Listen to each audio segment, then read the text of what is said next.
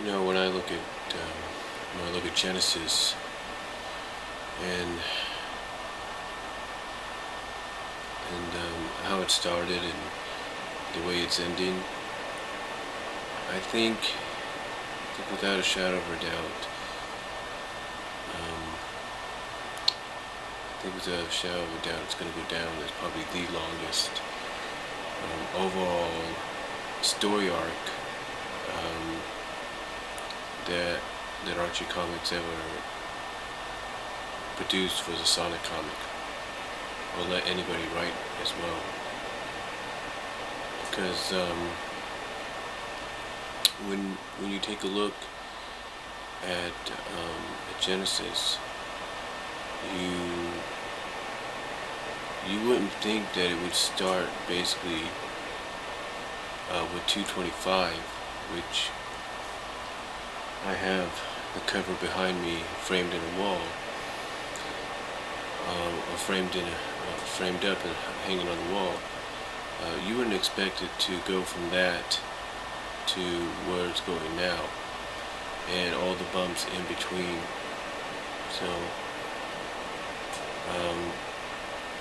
I wouldn't have expected Genesis to go as far as it has, or be as long as it has.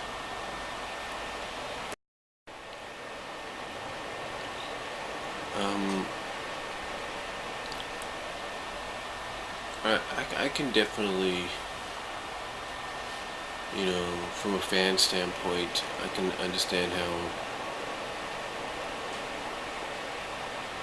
how other fans feel about, you know, the length of Genesis, and because basically that's what the story overall was. It was the big Genesis arc, and you can call a lot of the other arcs sub arcs, if you will, and I can understand how fans felt about this. I mean, it's like, you know, it's like Ian Flynn said in the interview that was conducted with him.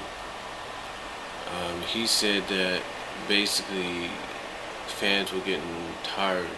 Basically, in his own words, he said fans were getting impatient and tired of waiting for some kind of payoff in this overall. Now it's going to be what now? What?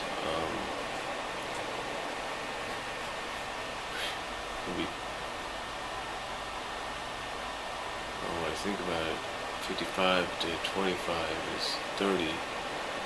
54 is 29. 53 is 28, almost 27 months, a little over 2 years and 3 months. I can kind of understand how fans, you know, feel, especially like Ian Flynn said, you know, they basically didn't see any kind of payoff in those 2 years, 3 months worth of story. So I can, as a fan, I can relate with that, but you know, it's kind of hard to be able to give any kind of payoff when you have one side talking in one ear, and you have another side telling you another thing in another ear. And it's like, okay, where am I going to find the time to, you know, work on this main project that I'm working on and give it some kind of payoff? You don't. You can't, because you got one side saying this to you, you got another side saying this, and you know, it's hard. So, but you know, I can understand where, as a fellow fan, I can understand how other fans feel, because I've watched a lot of different kind of angles, storylines, story arcs, and all kinds of media that have felt that they've dragged on for so long. You're thinking, where's the payoff? When's the payoff coming? And when it eventually does, you're thinking, you're either relieved and happy that yes, we got a decent payoff despite the long wait, or you're like, well, wait a minute, we waited this long, we went through all this, and this is what we get. It's pathetic. So I can understand where fans are coming from on that.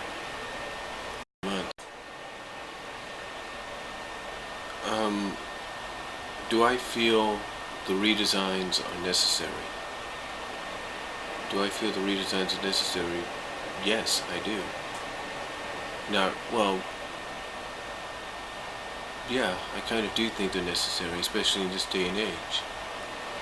I just did a two-part state of WWE video from a fan's point of view, from my own personal point of view as a fan. And I said in there that basically the reason the WWE's kind of in the transitional period that it's in, kind of in transitional bubble that it is due to the fact that they've got the FCC, they got these parental groups, all these other things coming from all sides, basically forcing them into this transitional bubble and period to where they want to go in one direction because they know what the fans want a certain direction for the company to go in. But then again, they can't, as much as they try to reach for that, they always get reeled back in and say, no, you got to remember you're in this situation right now, you got this and that. And I know it probably doesn't, and I know it's a bit of a strange comparison or relation to the in comparison to what's going on in the comics, but when you kind of relate it to that in some ways, that's basically what the redesigns are. People can say that, oh well, the redesigns are just Segafying the characters to bring them to Sonic standards, and it's true. Ian Flynn even said it himself in the interview.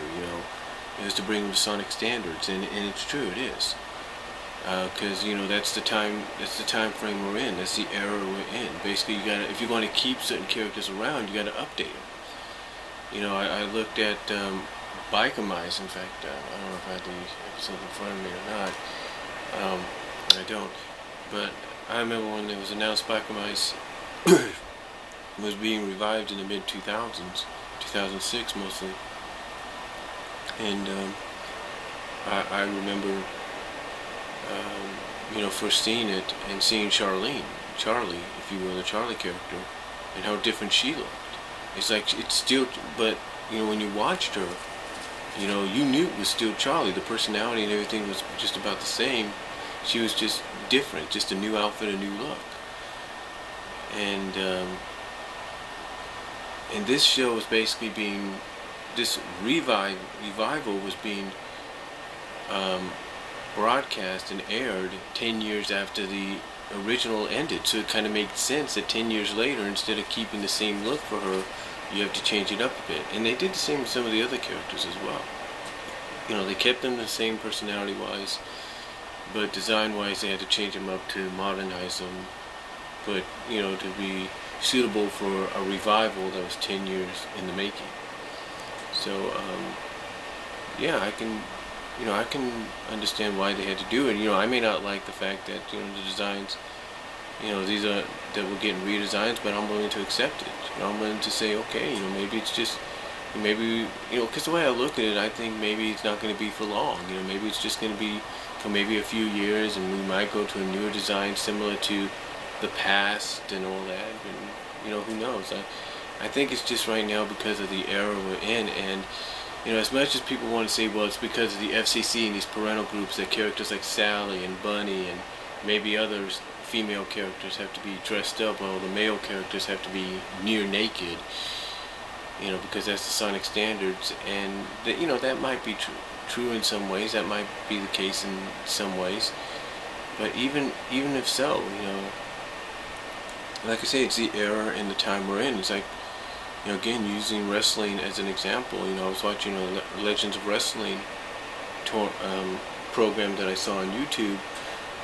We've been Daily Motion, several other sites, and Jim Ross basically said because they were talking about hardcore wrestling, Jim Ross said, because of the time and era we're in right now, you don't see that much blood and guts and hardcore and barbed wire and thumbtacks and all that like you used to in the 2000s.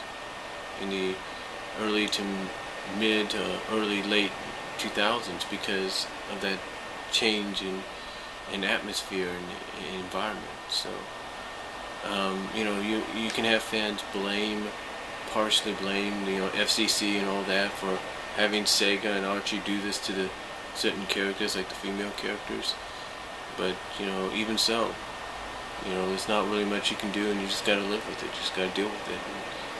maybe it's just for a while until something else comes up down the line.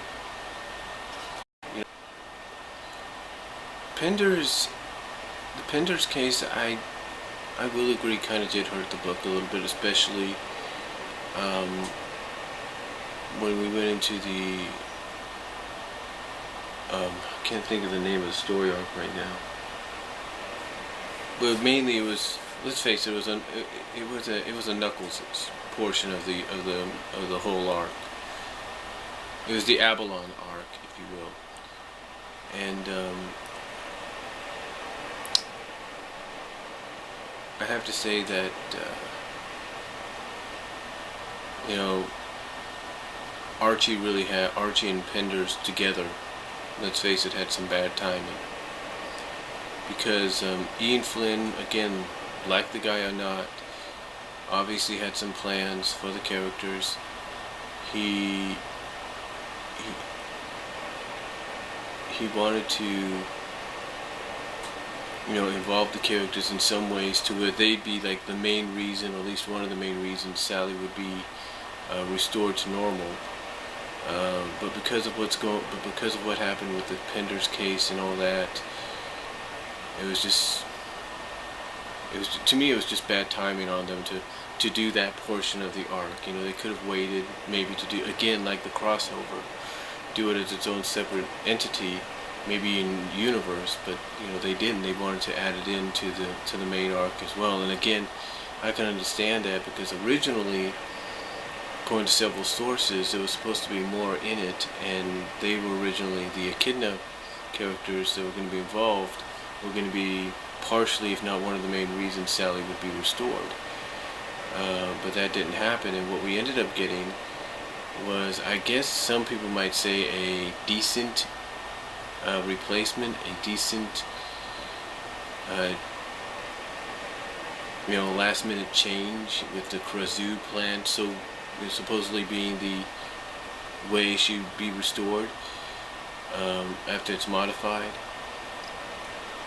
But you know, again, I guess it was decent enough, but to me, I just think it was bad timing on all parties, on the end of both parties, because of all parties, I should say, because, you know, of what was going on. I personally would have waited until things settled down and maybe used it, maybe made it as its own story in Sonic Universe. But hey, that's just my own personal opinion.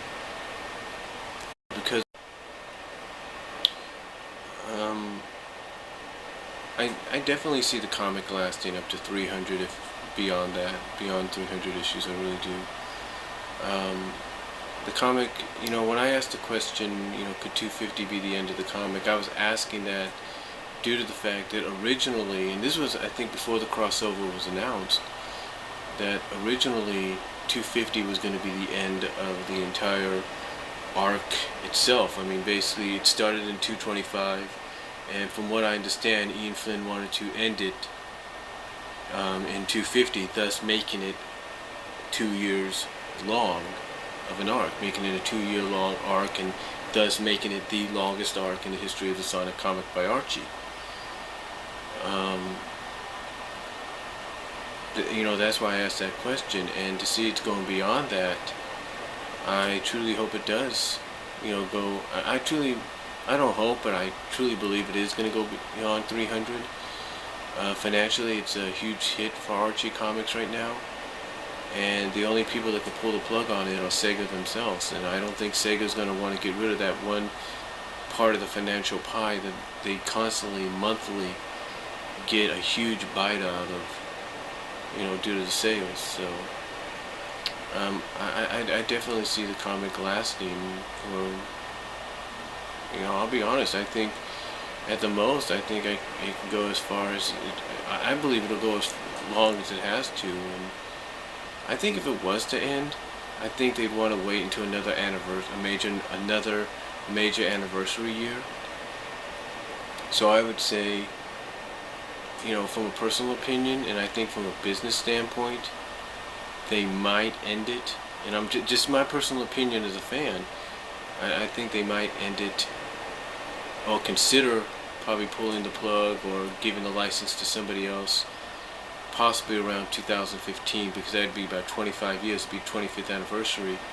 So what better way to do that than to end essentially what would be at that time a 22-year run on the comic. But again, it all depends. They could either, I mean, the way, honestly, like I said, like I said, I think 2015 could potentially be its last year in existence. I'm not saying it would be, because it's selling very well.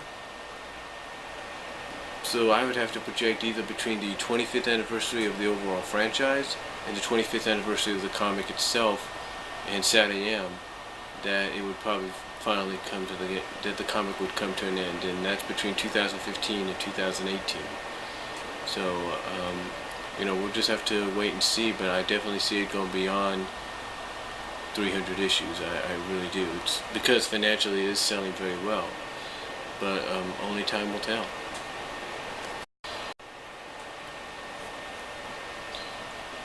I'm definitely glad to see the Freedom Fighters back.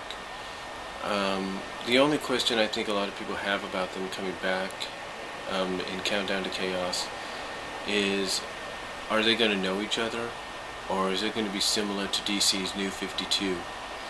And I said this in a two-part video, one that I started while I was walking home from church on Sunday, this past Sunday. I said basically it's not going to be like the New 52. I mean, Ian Flynn, even, like I said, whether you like the guy or not, confirmed it's not going to be like that. It's like, why restart, with a new #1 issue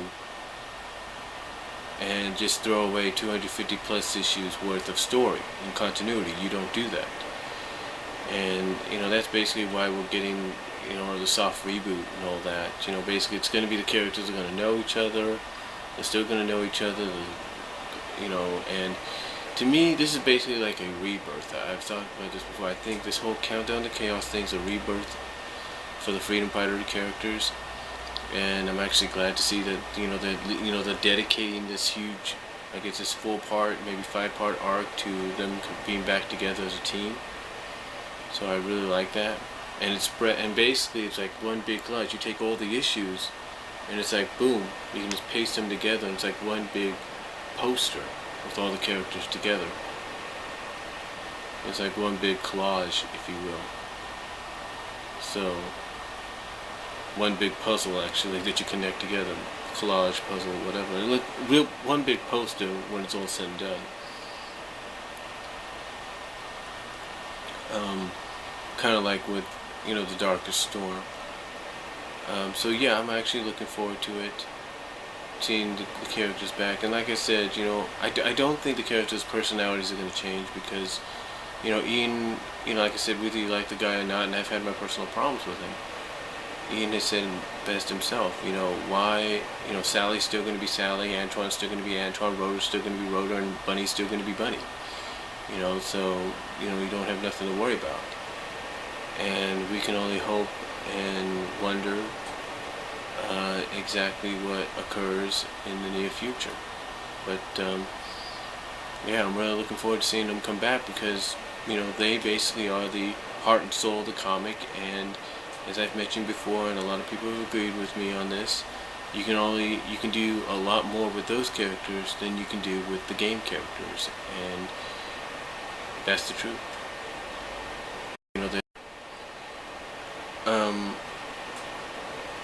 I do see the Echidna characters coming back.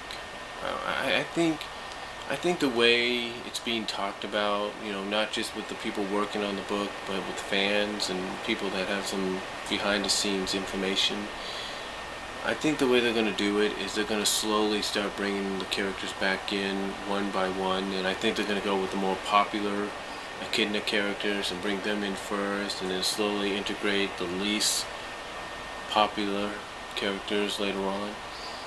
So I definitely expect Julie Sue, Remington, Linda, I expect them to be back soon. I just don't know exactly what capacity it's going to be in, or what kind of story it's going to involve.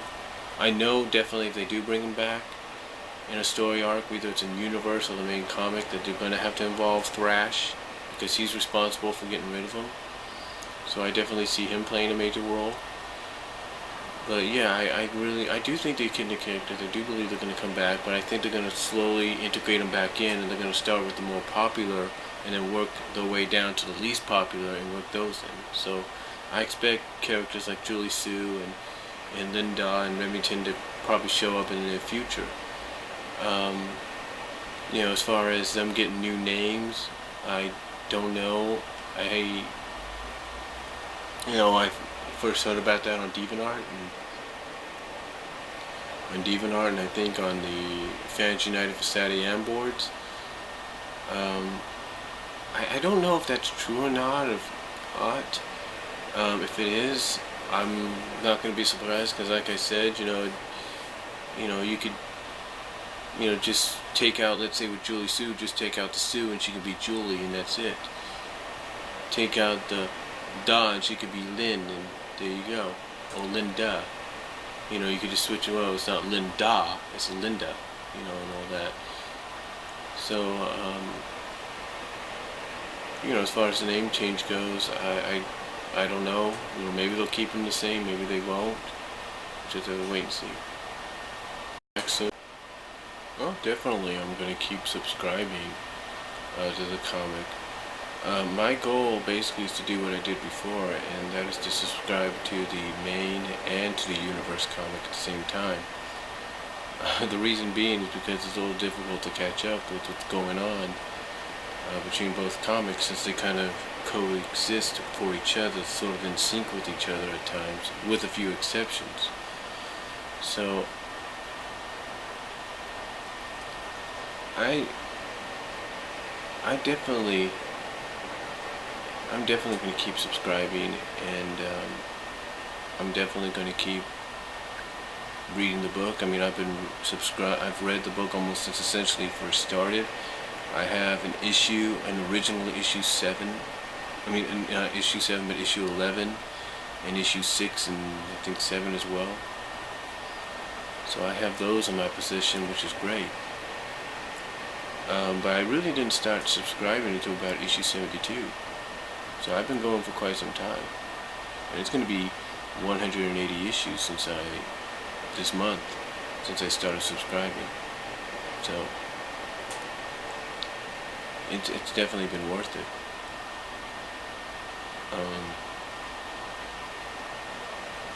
Yeah, it's been worth it, and I don't see myself stopping anytime soon, unless they stop the subscriptions themselves. So, but I don't see myself stopping as a subscriber anytime soon.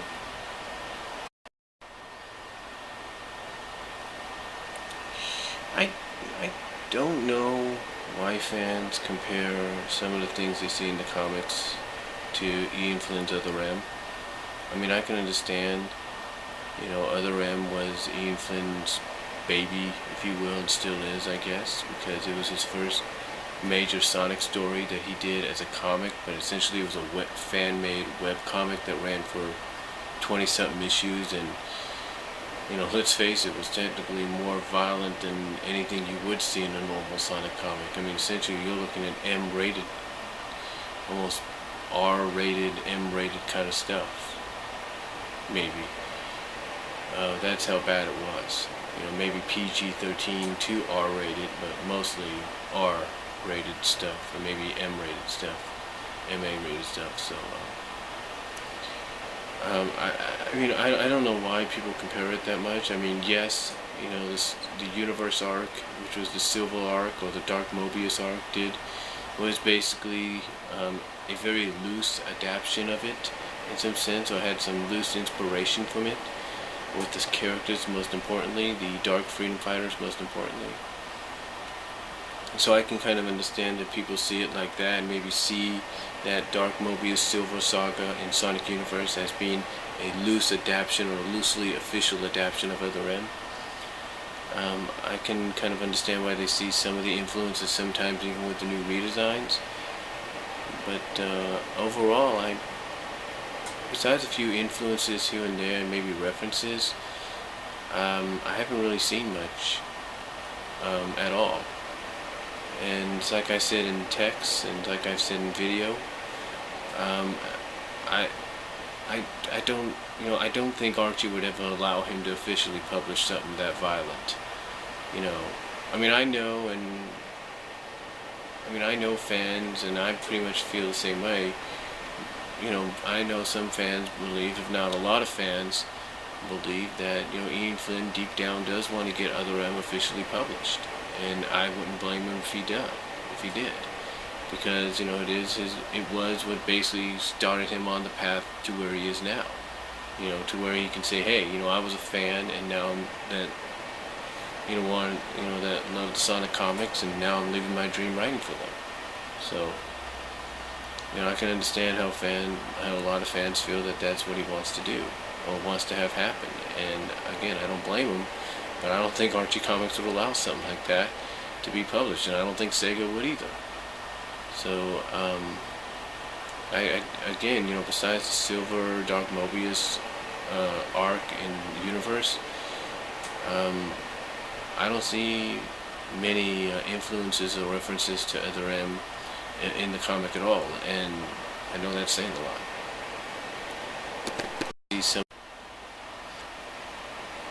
In closing, I think I do want to say that, despite its ups and downs, I definitely want to give Archie and Archie Comics a lot of credit for publishing this book, and for getting as many talented people, whether we like them or not, to work on it throughout the 20 years it's been going. So I want to definitely thank them for that, and I pray and hope that we get another good maybe 20 years out of it. I mean, I know I talked about earlier the fact that we could be looking at the 25th anniversary of either the franchise or the comic in Satyam itself as being any one of those 25th anniversaries as being the end of the comic, but I pray and hope that we can get more out of it than just probably those years being the final ones. But again, that was just out of opinion, me mentioning those years. So I hope we can get a lot more, and I pray for a lot more, and I believe we will. And I believe we're gonna.